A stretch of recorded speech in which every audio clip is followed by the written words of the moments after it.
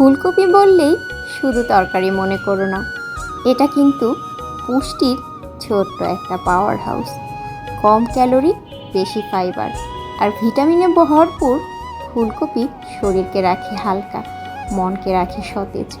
আজ ভর্তা হয়ে সে আমাদের মনে করিয়ে দিল, সাধারণ জিনিসও ঠিক যত্ন আর ভালোবাসা পেলে অসাধারণ হয়ে উঠতে পারে।